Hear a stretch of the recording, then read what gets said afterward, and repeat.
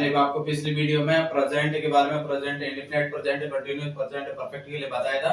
अभी मैं आपको आज बताने के लिए जा रहा हूं डू एंड डज का प्रयोग कहां पर किया जाता है।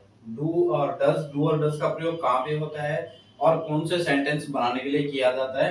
तो डू और डज का प्रयोग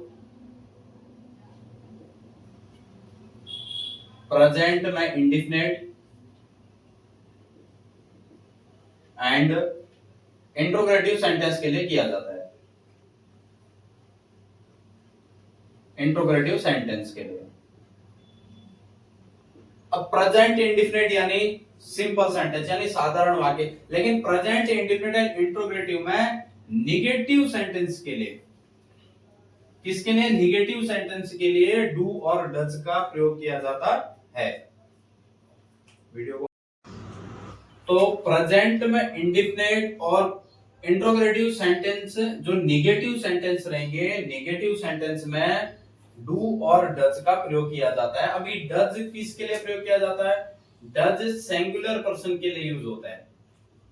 सिंगुलर पर्सन, सिंगुलर पर्सन हम बोलेंगे तो he, she, it and name. He, she, it and name, जहां पे इनसे सेंटेंस होंगे उन सेंटेंसों में डू डज का प्रयोग किया जाएगा। और डू का प्रयोग प्लूरल पर्सन के लिए किया जाता है। प्लूरल पर्सन के लिए। अब प्लूरल पर्सन में हमारे क्या आते हैं? आई, वी, यू एंड दे। अब इसको बनाने का हमारा फॉर्मूला क्या है? अभी हमने बोला कि हमें ये पता चल गया डू का प्रयोग कहां करना है, डज का प्रयोग कहां पे करना है। उसके बाद हम आपको इंडेफिनिट सेंटेंस में मैं आपको बताता हूं, प्रेजेंट इंडेफिनिट में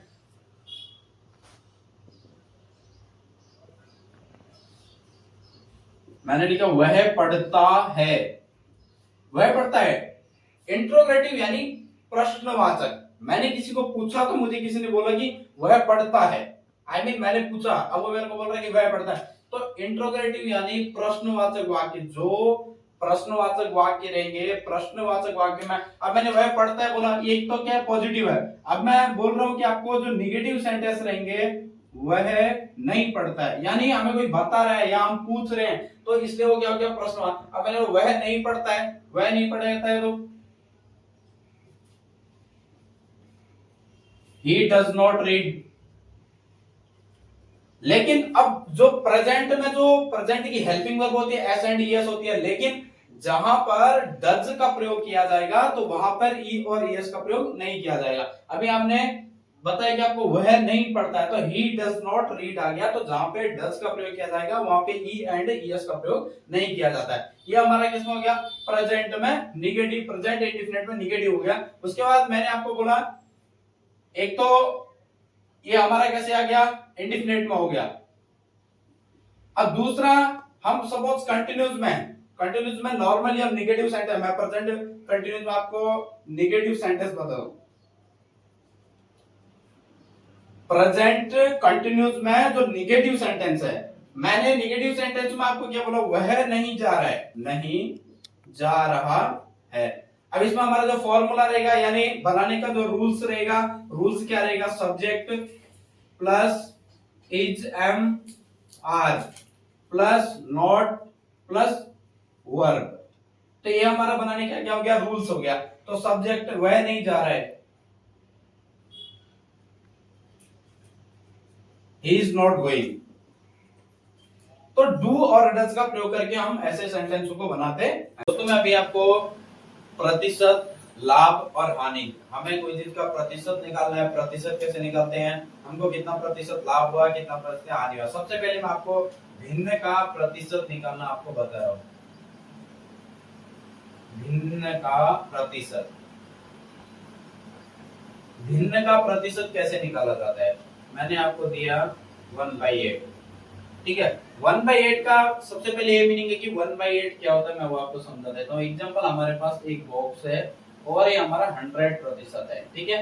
अब हमने इसको डिवाइडेड बाई, इसमें हमने 8 खाने बना दिए, ठीक है। तो हमने क्या कर दिया? एक चीज को 8 जगह पे डिवाइड कर दिया। तो हमें इसके पर खाने का कितना प्रतिशत है, हमें वो इसमें फाइंड आउट करना है। तो अब जो इसके लिए हम जो प्रतिशत का कोई भी क्वेश्चन बनाते हैं तो हम लोग 100 से बनाते हैं, ठीक है, इसमें इजी है, इसमें ज्यादा कुछ नहीं। 1/8 मल्टीप्लाई 100, आपने मल्टीप्लाई किया तो 100 आया, डिवाइडेड बाय 8। अब 8 का डिवाइडेड हम करेंगे 12.5%, यानी इसके एक खाने का मान 12.5% आया। ठीक है, अब 12.5 मल्टीप्लाई आप 8 करोगे तो 100 आएगा। ये हमने क्या किया, भिन्न का प्रतिशत निकाला। उसके बाद एक चीज भी दूसरी आती है, क्रय मूल्य एंड विक्रय मूल्य और लाभ और हानि। क्रय विक्रय लाभ एंड हानि। तो पहले आप ये समझे कि क्रय विक्रय क्या। देखो, क्रय विक्रय यानी जो हमारी खरीद है, हम जिसमें खरीद रहे हैं वह क्रय मूल्य है। विक्रय मूल्य यानी हमने उसको जिसमें बेचा वो क्या, विक्रय मूल्य है। लाभ यानी हमें उसमें कितना फायदा हो रहा है उसे लाभ कहते हैं। हानि यानी हमें उस चीज में कितना नुकसान हुआ उसे नुकसान कहते हैं। तो हम इसमें, मैं आपको एक क्वेश्चन देता हूँ क्रय विक्रय के लिए, मैं इसमें बता रहा हूँ कि आपको उसमें उसका प्रतिशत कैसे निकालते हैं। एग्जांपल मैंने आपको एक क्वेश्चन दिया, एक पेन का मूल्य 12 रुपए है और उसे 16 रुपए में बेच दिया जाता है।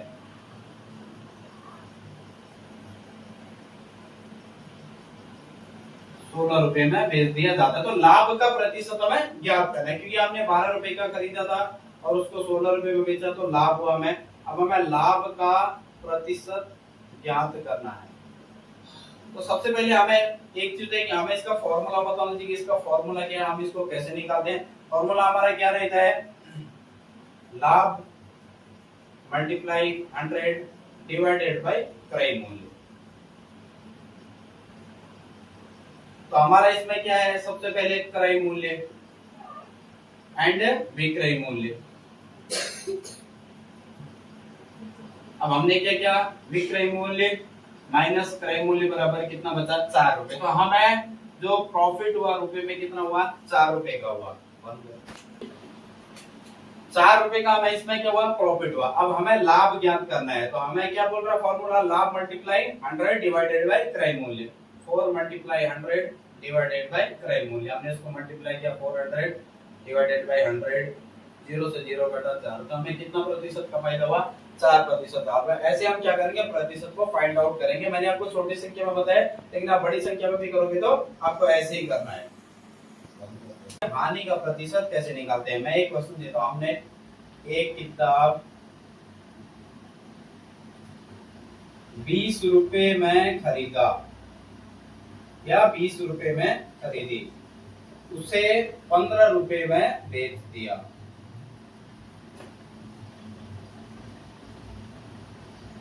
तो हमने एक किताब जो 20 रुपए में खरीदी, हमने उसको 15 रुपए में बेच दी।